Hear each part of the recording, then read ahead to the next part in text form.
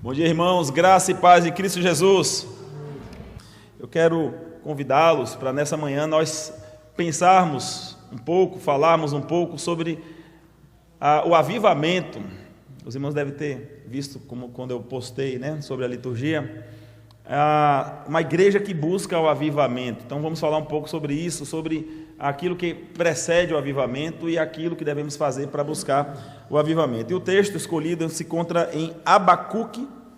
Quero pedir aos irmãos que abram suas Bíblias em Abacuque capítulo 3.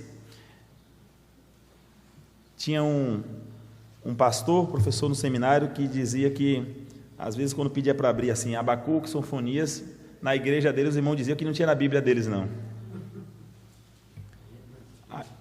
Para facilitar, irmãos, fica depois de Naum e antes de Sofonias. Aí você fala, não adiantou, pastor. Algumas versões está na página 800. Se for a versão da Almeida atualizada, igual a minha, página 800.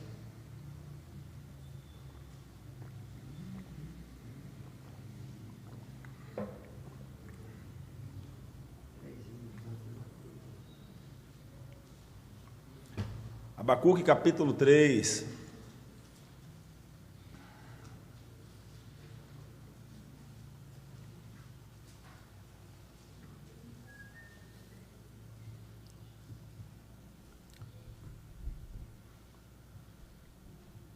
A igreja encontrou? Amém? Amém. Quando eu paro de ouvir as folheadas é porque chegou a hora. Diz assim a palavra do Senhor através da boca do profeta Abacuque em seu versículo 1, capítulo 3, versículo 1. Oração do profeta Abacuque sobre a forma de canto. Tenho ouvido, ó Senhor, as tuas declarações e me sinto alarmado. Aviva a tua obra, ó Senhor, no decorrer dos anos, e no decurso dos anos faze-a conhecida. Na tua ira lembra-te da misericórdia. Deus vem de Temã, e do monte de Parã vem o santo. A sua glória cobre os céus, e a terra se enche do seu louvor. O seu resplendor é como a luz, raios brilham da sua mão, e ali está velado o seu poder. Adiante dele vai a peste, e a pestilência segue os seus passos. Ele para e faz tremer a terra, olha e sacode as nações. Esmigalham-se os montes primitivos, os outeiros eternos se abatem, os caminhos de Deus são eternos. Vejo as tendas de Cusã em aflição, os acampamentos da terra de Midian tremem. Acaso é contra os rios, Senhor, que estás irado? É contra os ribeiros a tua ira? Ou contra o mar o teu furor, já que andas montado nos teus cavalos, nos teus carros de vitória?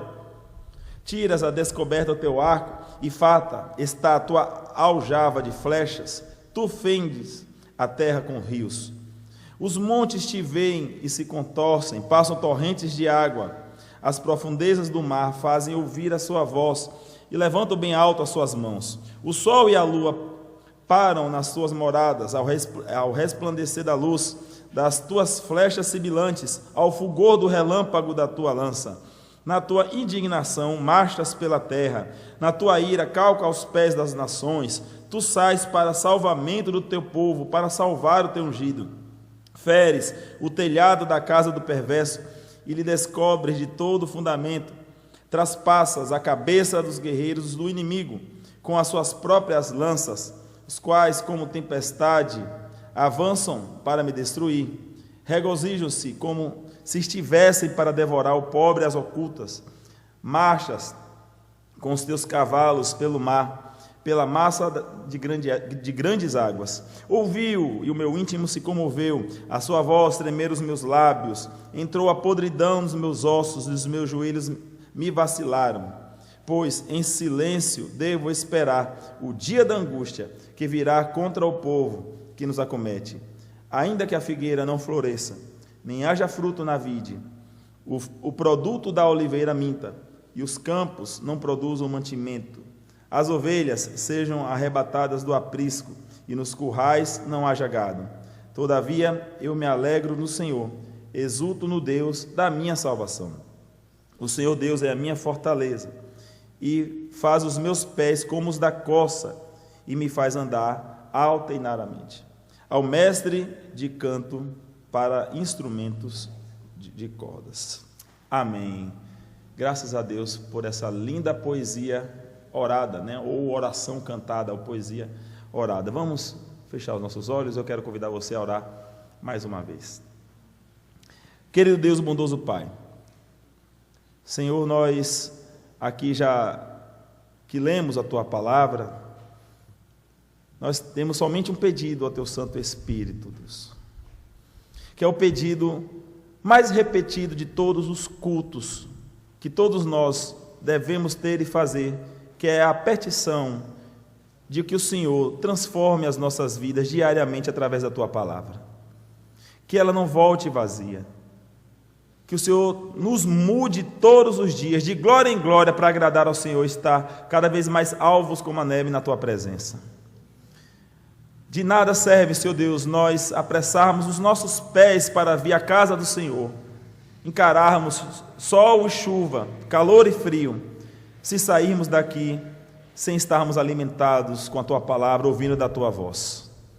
Por isso, Deus, por misericórdia, Pai, fala a cada um de nós, tanto aqueles que se encontram aqui no templo, quanto aqueles que nos acompanham através do nosso canal no YouTube. Abençoa-nos, ó Deus, com a riqueza daquilo que o Senhor quer falar conosco, e que essa mensagem, a palavra de avivamento, deva ser um motivo de busca diária do Teu povo, de todos nós, da Tua igreja, a igreja do Senhor, a igreja santa do Senhor aqui na terra. Eu oro assim em nome e para a glória de Cristo. Amém. Amém. Irmãos, a mensagem do profeta Abacuque, nesses 3 pequenos capítulos, os irmãos puderam perceber que são apenas 3 capítulos do livro, é uma mensagem que, de maneira geral, ela tem 2 polos. Por um lado, o profeta Abacuque, ele se manifesta em uns questionamentos para com Deus. Há 2 perguntas, 2 queixas, 2 questionamentos para com Deus a respeito de situações de dureza, situações lamentáveis, situações deploráveis, e dentro dessa queixa, ele também alerta para o perigo de uma nação inimiga, né? Ali é o período em que faltava poucos anos para o povo do Senhor estar cativo nas mãos de Nabucodonosor na Babilônia. E por outro lado, uma outra temática também, não dividida assim meio a meio, mas intercalando entre os capítulos 1 e 2, é uma palavra de esperança. Enquanto que traz o alerta, que traz um lamento, que traz uma queixa em forma de perguntas, também há uma palavra de esperança. E aí, se formos olhar então em todo o contexto desses capítulos 1, 2 e 3, e pegando estas partes que eu mencionei, aqui eu quero destacá-las para que os irmãos fiquem atentos. E mais uma vez eu peço que os irmãos possam estar com suas Bíblias abertas enquanto nós expomos, né? Sendo essa primeira parte no capítulo 1, do verso 2 do capítulo 1 até o versículo 11, que é a primeira queixa do profeta queixoso e a resposta de Deus logo em sequência. Qual é a queixa? A queixa está nos versículos 2 até 4. Ele se queixa da situação em que estava Judá, em que a nação, o povo de Deus ali, se encontrava em uma mazela espiritual gravíssima, em uma situação tenebrosa, em práticas de violência, em práticas de adultério espiritual, em práticas de todo tipo de desconformidade com as coisas do Senhor. Inclusive, aqui olhando para esses versículos, aqui o 2, 3 e o 4, ele também se queixa a Deus, além de se queixar da situação de Judá, se queixa que Deus não está fazendo nada. Senhor, senta a mão nesse povo. Senhor, pune, cadê a tua justiça? É um pedido até duro, sendo ele parte. Porque em uma nação, em um povo, a tribo de Judá está ali, neste comportamento vil, ele já começa a gritar, violência, e o Senhor não vai fazer nada. Ele também faz parte disso. Aí vem a resposta de Deus logo em sequência a esse queixume, a esta queixa, a esta indagação. A resposta do Senhor está nos versículos do 5 até o 11. de maneira resumida, nós não vamos ler, né? Não se trata de um estudo bíblico. Eu gostaria até de fazer isso em uma outra ocasião, um estudo bíblico, mas para resumir, Deus responde o seguinte: pois eu vou fazer o meu juízo sobre eles, fazendo-os perecer nas mãos dos caldeus, que era um povo babilônico. Então aqui o Senhor anuncia do cativeiro, do processo punitivo que viria a acontecer mais adiante. Entre os versículos 5 e 11, o Senhor diz: não vai passar em branco o que meu povo está fazendo comigo. É o primeiro queixume, a primeira queixa, mas vem a segunda queixa ainda, o segundo questionamento, a segunda indagação do profeta para com Deus. Essa segunda indagação está aqui ainda no capítulo 1, só que a partir do verso 12, que tem por título, não sei se na sua versão bíblica, está como na minha, tem a intercessão do profeta. E o que é essa intercessão do profeta? É a segunda queixa que ele faz, mas baseada por causa da primeira. Na primeira ele lamenta a situação da nação, lamenta que o povo de Deus estava naquela prática de atrocidades, de violência, de litígio, né? No versículo 3 aqui ele menciona contendas entre os irmãos, litígio. Aí Deus promete que os caldeus, os babilônicos, iriam arrasar, iriam tomar, iriam dominar o povo como forma punitiva. Aí agora, sabe o que é que ele vem agora do segundo queixume? Senhor, tem misericórdia desse povo não. A gente ouve falar como eles são terríveis. A gente conhece a fama deles por toda a terra. A gente sabe como eles já andaram por toda a região, dominando, quebrantando ali nações, quebrando povos, destruindo pessoas, matando pessoas, destruindo lares, destruindo famílias. E aqui vem ele clamando: Senhor, sabemos que ele é um povo muito perverso e pode destroçar tudo. Aí Deus responde, já no capítulo 2, verso 2, até o final do capítulo 2, a resposta de Deus com relação a este segundo queixume era: mas eu vou também me vingar de Babilônia. Só para os irmãos entenderem aqui então a história resumida aqui do profeta Abacuque. Começa lamentando pela situação do povo, pedindo a Deus justiça.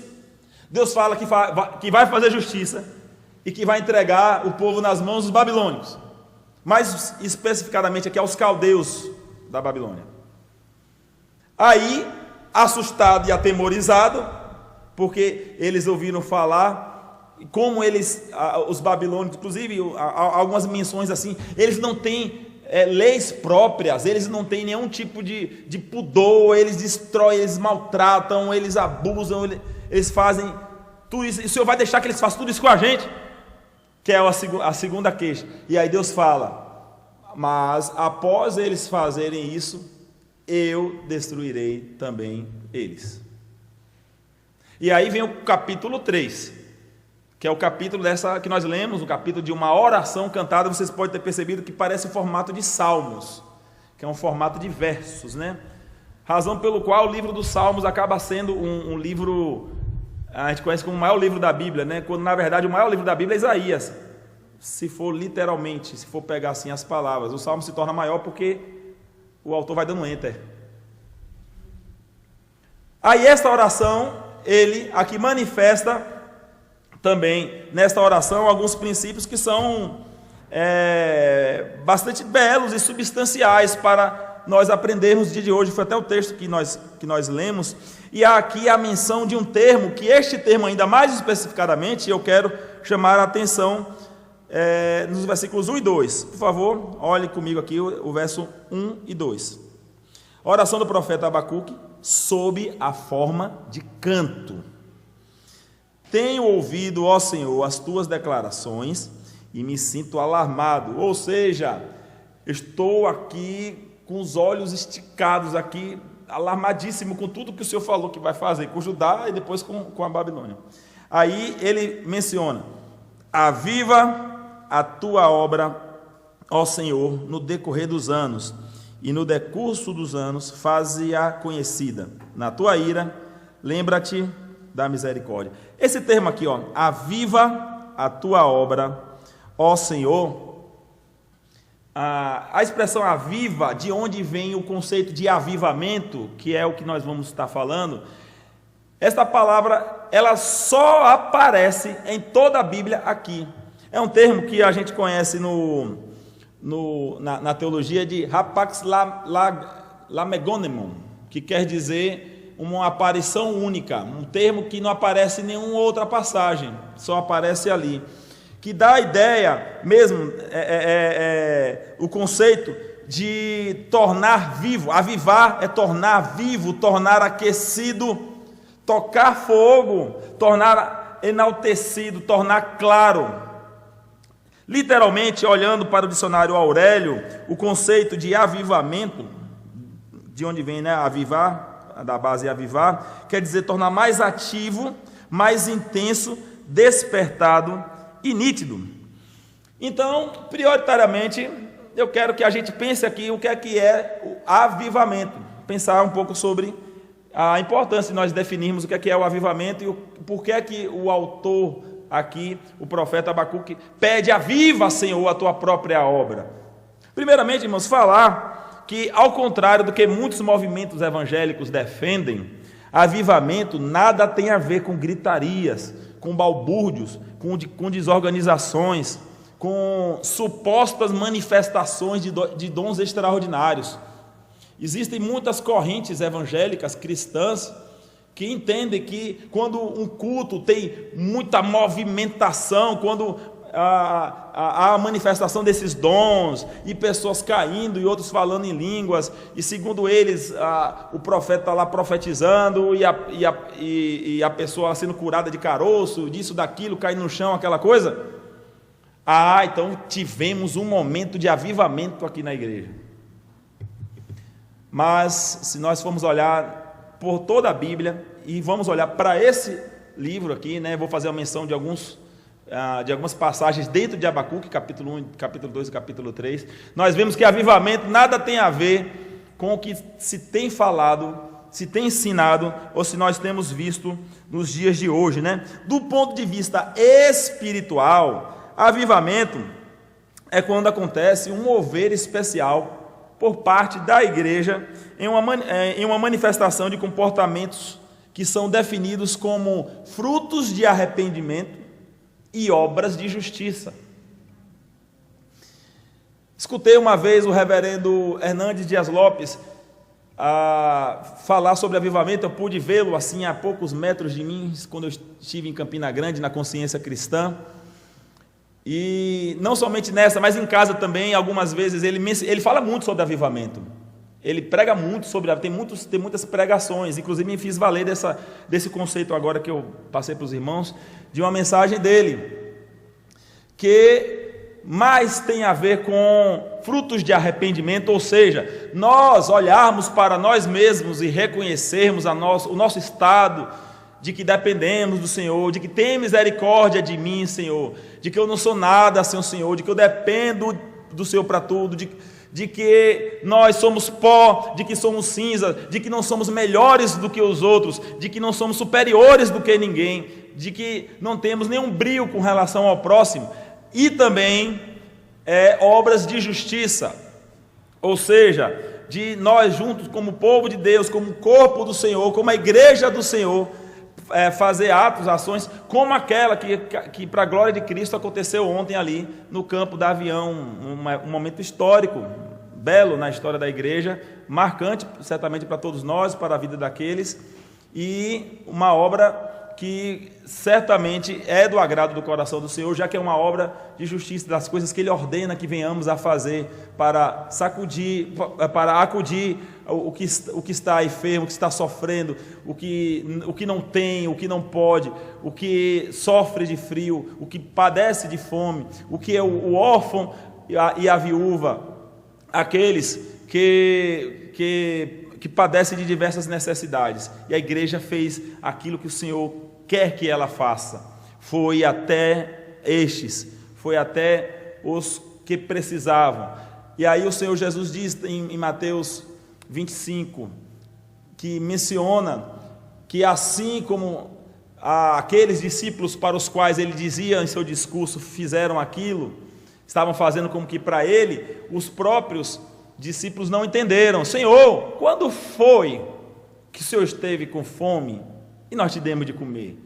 Não nos recordamos? Quando foi que o Senhor esteve com frio e te vestimos?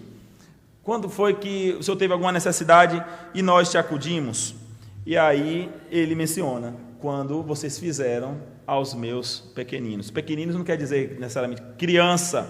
A expressão pequeninos ali é aquele que tem menos, aquele que o poder é menor, tanto o poder de pessoa, poder cultural, poder aquisitivo é menor, pequenino. Então a pessoa tem menos. Ao fazer aquilo, o Senhor afirma que estava fazendo com ele e para ele. E aí, olhando por todo o livro do profeta Abacuque, nós podemos ver então alguns precedentes do verdadeiro avivamento, do genuíno avivamento, que marcam uma igreja que deve buscar o avivamento. Quais são os eventos que precedem então um avivamento, já que avivamento não é a manifestação de um culto desordeiro, já que avivamento não é a manifestação de pessoas que querem se exibir, já que avivamento não é gritaria ou desordem, já que avivamento tem a ver com fazer a vontade do Senhor, demonstrar-se arrependimento e praticar as obras de justiça. Quais eventos acontecem no seio da igreja que precedem o avivamento? Vamos olhar aqui, voltando para o capítulo 1. O primeiro evento que eu quero destacar é quando acontece o declínio espiritual e moral por parte do povo de Deus. E isso é um sério sinal que precede um avivamento. Porque quando há a quebra da moral, do declínio moral da igreja, acontece também sempre de Deus levantar um que seja, para gritar e clamar: Senhor, nos acode, faz o mover e muda a nossa história. Veja aqui no capítulo 1, verso 2, quando o profeta Abacuque clama em nome do povo: até quando, Senhor, clamarei eu e tu não me escutarás? Gritar-te-ei violência e não salvarás, porque me mostras a iniquidade e me fazes ver a opressão. Ou seja, olha a dor do profeta. Senhor, por que é que está diante dos meus olhos essa maldade toda que teu povo está fazendo? Eu não queria estar vendo estas coisas. Não parece similar com as coisas que nós vemos hoje? Senhor, eu não queria estar vendo nada disso que aparece na TV. Eu não queria estar vendo tanta miséria no Brasil. Eu não queria estar vendo tanta corrupção. Ele está lamentando por os seus olhos estarem contemplando aquelas coisas. E ele está lamentando com o Senhor em oração. Continuando: pois a destruição e a violência estão diante de mim. Olha a sensibilidade do profeta. Há contendas e o litígio se suscita, litígio. A própria lei do Senhor, aquilo que regia uma nação, ou seja, por causa da maldade, por causa de toda essa problemática, de toda essa prática de litígio, de contenda, a lei do Senhor se afrouxou. Ou seja, as pessoas não estão mais cumprindo, vivendo, atentando para ela. Pouco importa o que diz a palavra do Senhor. E aí, ele diz: a justiça nunca se manifesta. Como eu disse na introdução, há essa queixa do profeta: Senhor, eu estou vendo essa situação em que nós estamos vivendo. Eu queria ver a justiça do Senhor acontecer. Porque se o Senhor pesar a mão, eu quero ver se o povo ia continuar praticando as coisas que praticam. Faz justiça, Senhor. Nós, como cristãos, temos que pedir justiça quando vemos os atos errados, impróprios, aquilo tudo que é contrário à palavra do Senhor. A gente deve passar da fase de ver, por exemplo, umas teologias que são paralelas e diferentes da teologia reformada, ao invés de olharmos com até um pouco de desdém, até um pouco de graça, né? Porque chega a ser engraçado ver aqueles homens que se dizem sacerdotes, que se dizem profetas, anjos, apóstolos, bispos, tal, se vestindo parecendo um palhaço de circo e fazendo todo tipo de atrocidade na igreja, de a gente achar engraçado, mas a gente tem que se indignar, como o profeta se indignou aqui, e dizer: Senhor, faz justiça, porque eu não quero ver a tua palavra sendo levada por brincadeira. Eu não quero ver essas coisas que estão acontecendo em o nome do Senhor. E aí ele diz: a justiça nunca se manifesta, porque o perverso cerca o justo, e a justiça é torcida. Uma queixa justa, já que o verdadeiro homem de Deus não se conforma com o pecado, com uma nação em estado de declínio moral, de declínio espiritual. Isso aqui foi um precedente para um processo de avivamento que aconteceu mais à frente, onde Deus não somente trouxe aquela vitória, mas restaurou o povo, a alegria do povo, onde o povo pôde novamente voltar a alegremente viver, cantar e adorar ao Senhor. E como isso, e como tal, e como exemplo dessa nação, nos dias de hoje é a mesma coisa, a igreja evangélica de modo geral. E se nós formos olhar para nós, também temos os nossos defeitos, as nossas faltas, que devemos olhar para elas e: Senhor, faz a pureza, limpa, purifica, expurga tudo que não presta, tudo que não convém e tudo que não te agrada. Versículos 3 e 4, como eu disse, ele se cansa de ver a maldade. E aí eu faço um pulo para o capítulo 3, um segundo evento que precede todo avivamento, que é o clamor, a oração.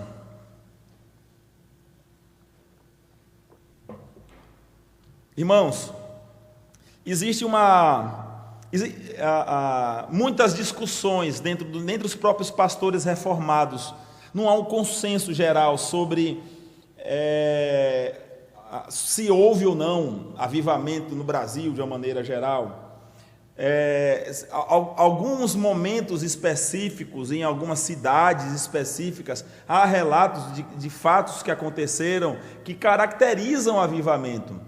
Mas, de maneira geral, nenhum teólogo defende propriamente que o Brasil inteiro experimentou um avivamento.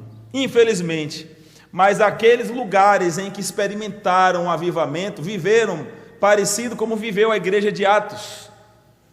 Aquele texto relatado de Atos capítulo 2, que os irmãos viviam unânimes, viviam alegres, tinham tudo em comum, eles repartiam pão com alegria, eles dividiam tudo, ninguém considerava seu, nada que possuía, nada era meu, tudo é nosso, tudo é para o próximo, tudo era para doar. Então aquela experiência que eles tiveram, aquela experiência maravilhosa, parecida com aquela que nós tivemos no nosso primeiro amor, no nosso primeiro contato, no início da nossa conversão. Eu sei, você, meu irmão, que me ouve, sabe, se lembra de como era o seu coração avivado, aquecido, apaixonado por Deus, amando ao Senhor, vivendo os primeiros dias, meses e anos da sua conversão, como o seu coração estava na obra, como você sonhava não via a hora de chegar, a hora de vir para a igreja, não via a hora de vir buscar ao Senhor na reunião de oração, no culto de doutrina, na escola dominical, no culto de domingo à noite, nos trabalhos para-eclesiásticos, os trabalhos que a igreja faz nos outros dias da semana,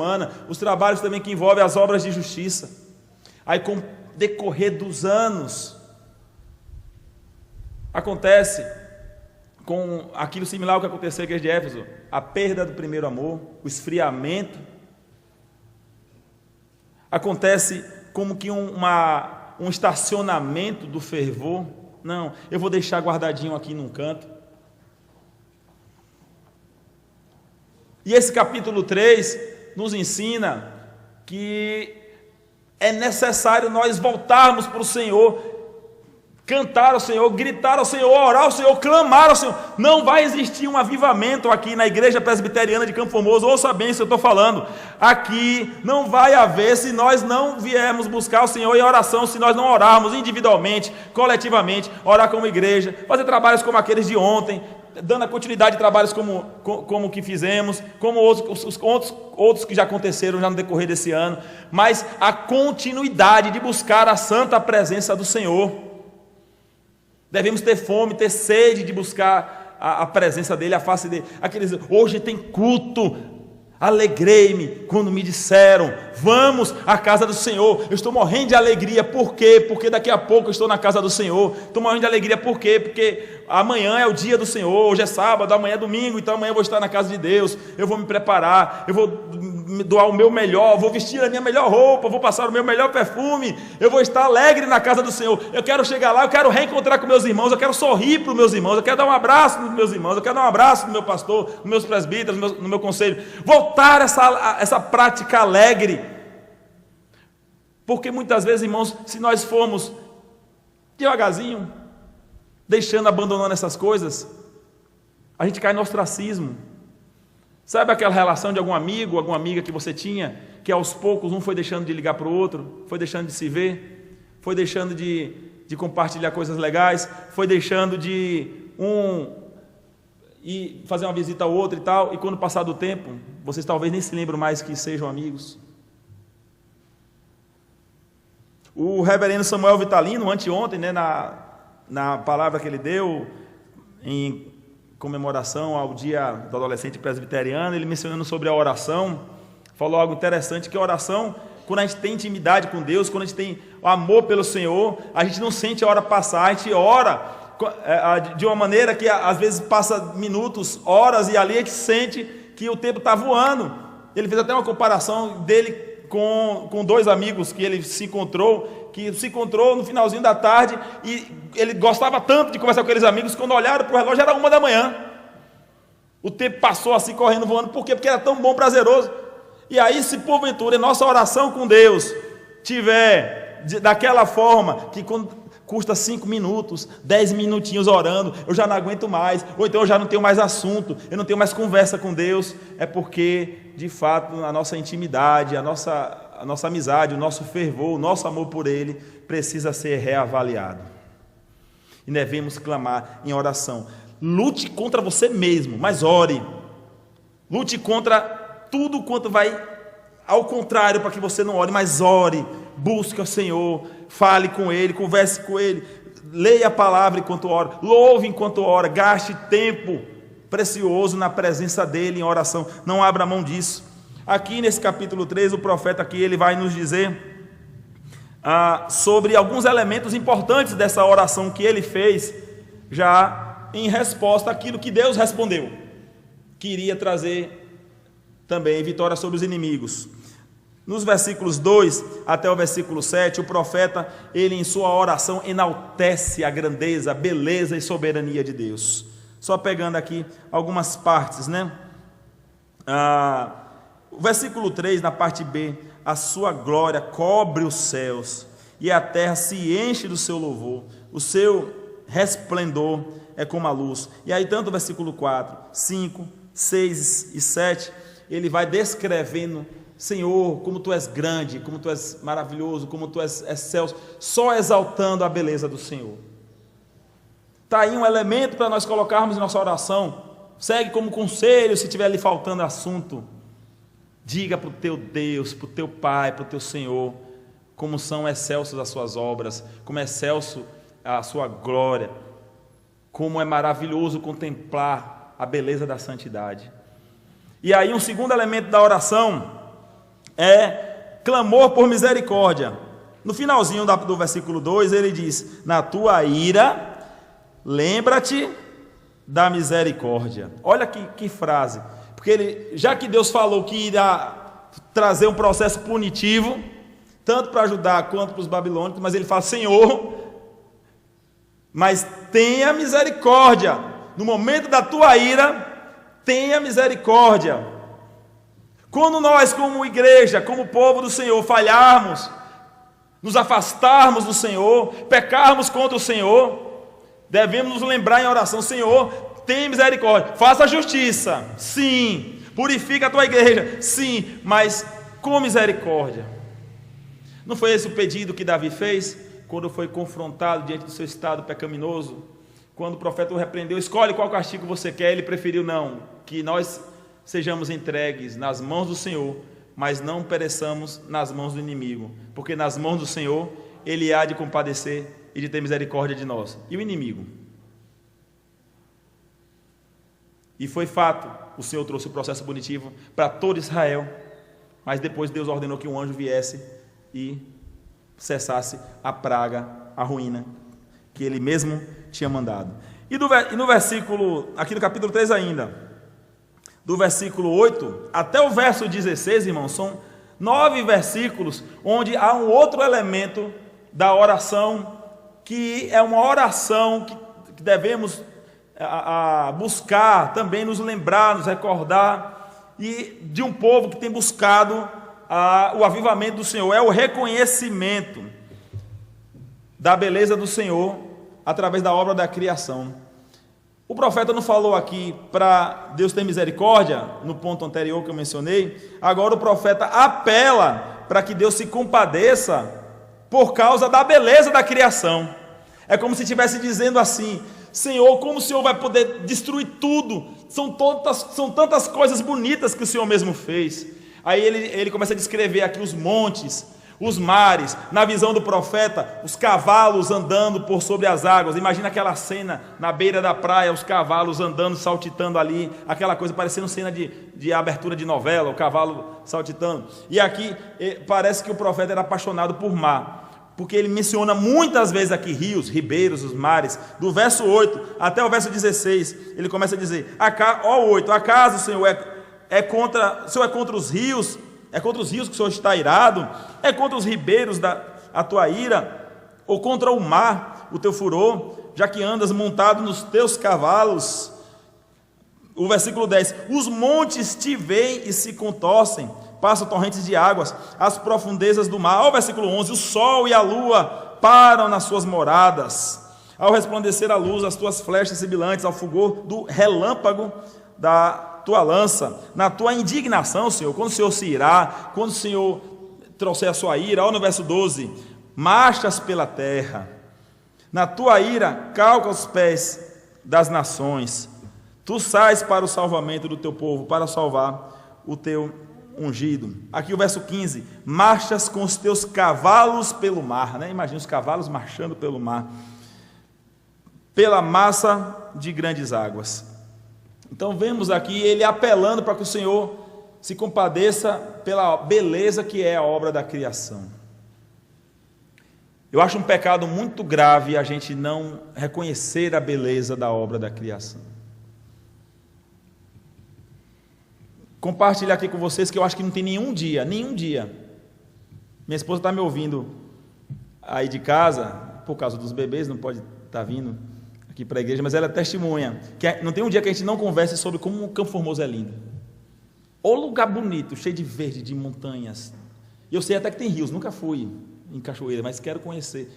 Mas é lindo ver, e como o prédiozinho da gente é no segundo andar, a gente vê aquela coisa cinza por sobre os montes. A gente sempre fala: como Deus, como tu és maravilhoso, como tu és belo, como tu és lindo, como tu és tremendo. Quem fez isso não foi obra do acaso, não foi uma explosão, não foi uma coisa acidental, não foi uma evolução de uma ameba que virou o sol, que virou a lua, que viraram as coisas. Foi a obra da criação com o próprio poder do Senhor, o próprio ser do Senhor, com a tua ordenança, com a tua própria palavra, que determinou e se criasse todas as coisas. Como ver essas coisas e não reconhecer como Ele é lindo, como Ele é maravilhoso, como Ele é grande? Se nos falta assunto para buscarmos avivamento, abra os olhos aqui, Campo Formoso, e olha ao redor que você vai ver muito assunto para adorar o teu Senhor. E o profeta encerra a oração, essa parte da oração, que ainda é um outro ato que precede todo avivamento, dos versos 17 ao verso 19, fazendo aqui uma pública profissão de fé. Nós conhecemos a pública profissão de fé, a igreja presbiteriana, quando uma pessoa quer adentrar no hall de membros da igreja. Qual é o conceito de uma pública profissão de fé, né? De uma maneira bem simplória, consiste em duas coisas: em o reconhecimento do senhorio, da grandeza e da soberania de Deus, digamos que é um primeiro ponto consensual, e o segundo ponto de uma profissão de fé é o comprometimento de uma vida aprazível e agradável a Deus. Em resumo, publicamente professar a fé é isso: reconhecer a soberania, a grandeza de Deus, a grandiosidade do Senhor, e se comprometer com a vida cristã que agrade ao Senhor. E aqui ele menciona isso, ele reconhece a beleza do Senhor e reconhece que vai ter uma vida aprazível ao Senhor, ainda que a figueira não floresça, nem haja fruto na vide, o produto da oliveira minta, e os campos não produzam mantimento, as ovelhas sejam arrebatadas do aprisco, e nos currais não haja gado. Ou seja, sabe o que ele está dizendo? Ainda que tudo dê errado na minha vida, ainda que eu perca tudo, ainda que tudo que é belo se torne feio, ainda que eu não venha ter nada, ainda que só enxergue ruínas ao meu redor, ele diz o que? Versículo 18, irmãos: todavia eu me alegro no Senhor, exulto no Deus da minha salvação. Isso é que é ser avivado. Uma pessoa, um profeta, diante de uma iminente guerra, de uma iminente invasão que veio acontecer ali. Fiz uma breve pesquisa, há algumas menções entre 5 a 7 anos depois desse episódio aqui, houve aquela situação bárbara, aquela tragédia que aconteceu na história do povo do Senhor, e ele, sabendo que Deus disse para ele que isso aconteceria, e que ele iria sofrer, mas todavia, eu me alegro no meu Senhor, exulto no Deus da minha salvação. Irmãos, quando as coisas estiverem ruins para você, quando você pensar que as coisas estão apertando, quando a saúde se abalar, ou quando você perder um ente querido, quando perder bens, posses, quando houver desavenças entre pessoas que você tem afinidade, busque ao Senhor com esta oração e diga: todavia eu me alegro no Senhor, todavia eu me exulto, ou seja, eu estou contente e feliz no Deus que me deu a salvação, que é tudo que importa para o povo do Senhor. A salvação, porque outra coisa, outro bem, outra propriedade nós não poderemos levar aqui da terra. E avançando, nós vemos aqui também o Senhor mencionando no capítulo 2, que iria acontecer ali a limpeza, ia varrer,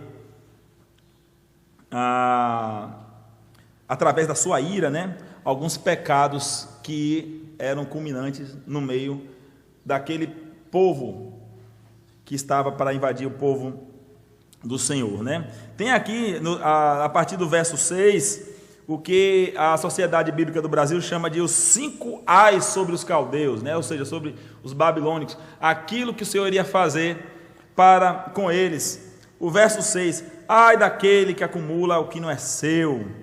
Até quando?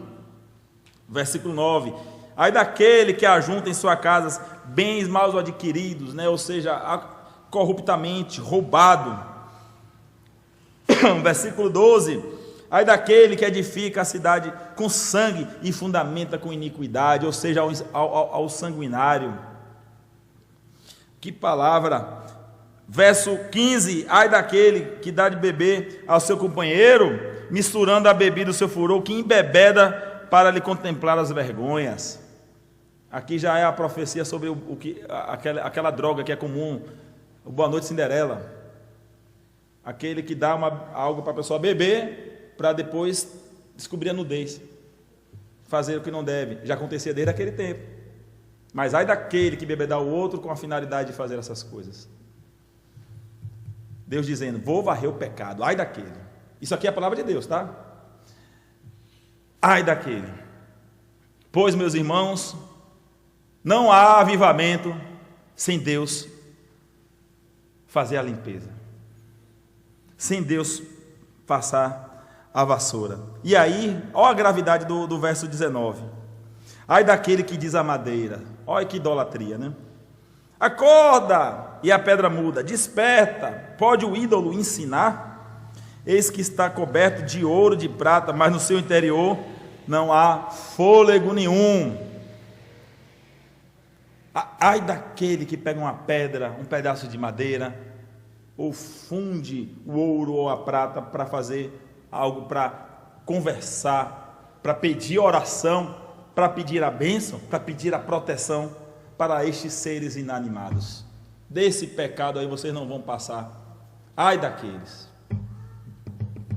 Pois não vai haver avivamento sem que Deus venha varrer todos esses pecados para fora da igreja. Caminhando para o encerramento, quero pedir aos amados irmãos aqui que se atentem para aqui o capítulo 3 ainda, vendo aqui que há uma palavra de convicção de pecado. Vou fazer aqui alguns destaques breves. O que é que o avivamento faz? Então, o que acontece quando fala assim, está havendo um grande mover aqui na igreja, na cidade, entre os cristãos, no estado da Bahia ou no Brasil? O que é que vai fazer? Primeiro, a convicção do pecado. Capítulo 3, o verso 2, há uma fala de convicção do pecado. Depois, no capítulo 2, versículo 1, é um imenso prazer esse estar na presença de Deus. Quando ele menciona, eu pôr-me-ei a torre de vigia, colocar-me-ei sobre a fortaleza e vigiarei para ver o que Deus me dirá e que resposta eu terei à minha queixa. Daquela queixa que eu mencionei que o profeta fez, eu vou me colocar numa torre, eu vou ficar ali aguardando, eu vou ficar ali esperando o momento do Senhor me responder. Eu não vou me cansar de estar ali, eu não vou descer enquanto Ele não falar comigo, eu não vou cessar enquanto eu não ouvir a sua resposta. Irmãos, hoje em dia nós temos tempo para tanta coisa, mas para Deus será que temos tido o mesmo tempo?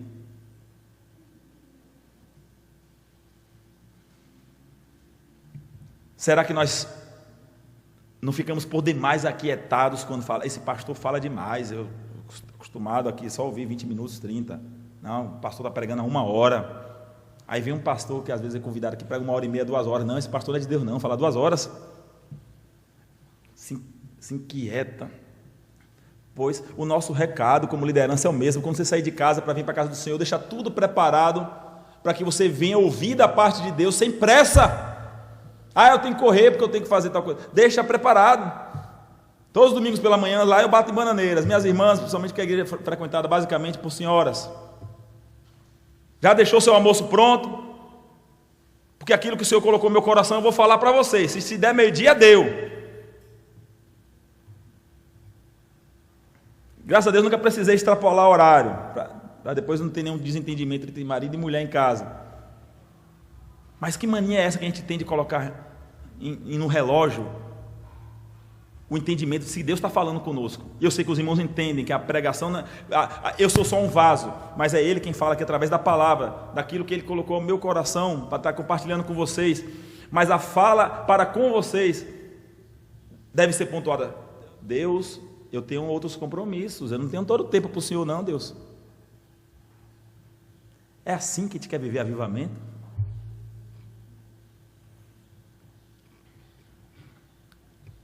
Algumas pessoas de mais idade me contam que historicamente, entre os final dos anos 80, anos 90, aqui pelo presbitério, em especial ali na região de Piritiba, até para João Dourado também, onde eu morava, alguns que dizem, que defendem que houve um avivamento. Como eu era muito novo e não sabia nada de teologia, tudo que eu posso dizer são as minhas percepções, irmãos.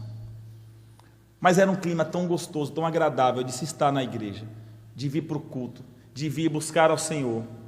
E eu era um adolescente que quando a pessoa podia ir qualquer dia, qualquer horário, a igreja estava aberta, tinha gente lá com violão, sentado, como uma espécie de uma pracinha, e louvando, cantando. É culto? Não. Foi uma reunião de alguma coisa? Não. A UPA marcou alguma coisa? Não. A gente veio adorar o Senhor. E não se cansavam.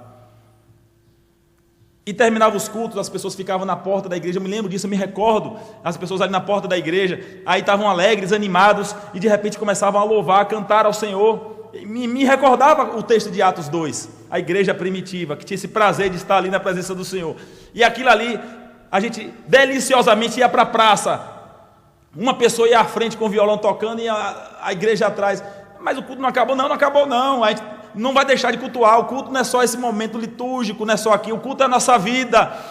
E quando vai 10 da noite, 11 da noite, a gente cantando, adorando o Senhor nas praças ainda, as pessoas abrindo a janela, glorificando a Deus, e Deus acrescentando dia após dia os que iam sendo salvos, porque a glória é dele, não do homem. E ele, vendo seu povo buscar, com fome, com sede, estava quebrantando corações, estava trazendo. Eu não vou dizer, afirmar teologicamente em ter havido avivamento, mas certamente é o caminho, era naquele sentido, naquela direção, era aquele prazer, aquele privilégio, a sensação que eu tinha, pessoal, humana, falível e bastante pobre, de que eu estava no céu, como eu disse, bem pobre, que o céu é infinitamente, incomparavelmente melhor, mas a sensação que eu tinha era de estar ali numa alegria tremenda, em que era um prazer poder mais estar com os irmãos e buscando ao Senhor e adorando ao Senhor. Cadê a igreja? Vamos nos despertar para esta fome, para esta sede, para buscar ao Senhor, como o profeta aqui lamentou da condição, mas não cessou de buscar, não cessou de dizer que eu vou estar à tua presença, e fez essa oração, e declarou aqui, que pode haver o que houver, pode acontecer o que acontecer, e podem todas as coisas da minha vida desandarem, eu não perco a minha alegria, eu não perco a alegria da salvação, eu não perco o amor que o Senhor deu dentro de mim. Oh Deus, que o Senhor faça isso todos os dias em nossas vidas. Quero encerrar, olha aqui o versículo 20 do capítulo 2. O Senhor, porém, está no seu santo templo, cale-se diante dele toda a terra.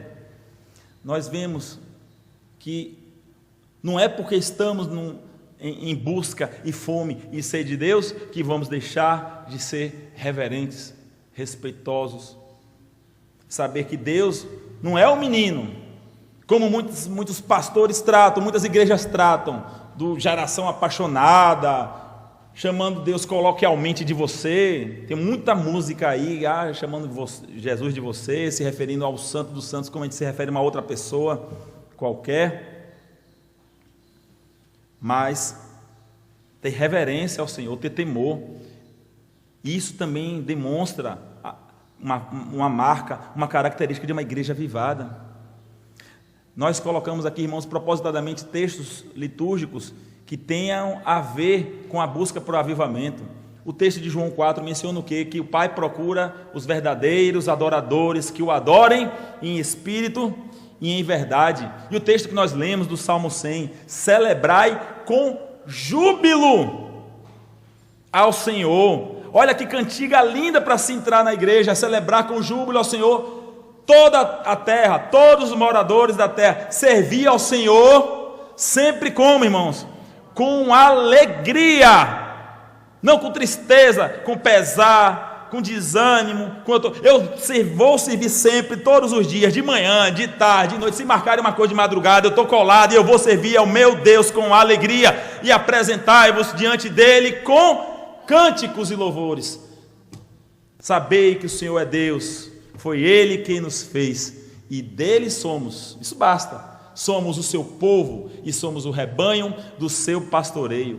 Entrai por suas portas com ações de graças e nos seus átrios com hinos de louvor.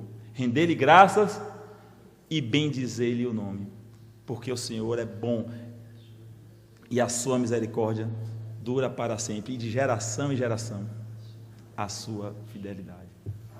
Eu sei que bondade, como disse também o salmista do Salmo 23, bondade e misericórdia certamente me seguirão. Alguém perguntou uma vez: o senhor tem quantos seguidores? Quem me segue, a palavra diz que é a bondade e a misericórdia do Senhor certamente me seguirão todos os dias, e habitarei na casa do Senhor para todo sempre. E o outro texto que nós usamos na liturgia, o texto de Filipenses 4, que Paulo ali agradece por ter recebido um mantimento para o seu corpo, né, roupas, comida e alimento, donativos, e numa situação de prisioneiro de Cristo, é a carta que ele mais menciona a expressão quiçará, que é traduzida para alegria, é onde ele menciona: alegrai-vos, alegrei-me, estais alegres do Senhor, justamente numa situação penosa de lamento, de prisão, que outra pessoa poderia estar chorosa. Irmãos, precisamos ter sede e fome de Deus todos os dias. Precisamos querer buscar a sua face, a sua presença todos os dias, em oração, na leitura da palavra, na devoção, buscando em casa, voltar às práticas das primeiras obras, voltar a nós mesmos para olharmos as nossas obras, os nossos atos e vivermos tal qual o fruto do Espírito que Ele concedeu para cada um daqueles em que Ele chamou, salvou, elegeu e predestinou desde antes da fundação do mundo. E olhando para aquele texto do fruto do Espírito, sobre o amor, a alegria, e vai até domínio próprio, todos eles, nós devemos nos atentar: Senhor, reaviva em mim, reaviva em nós, reaviva no teu povo, todos os dons do Senhor, reaviva em nós a igreja, o amor ao Senhor.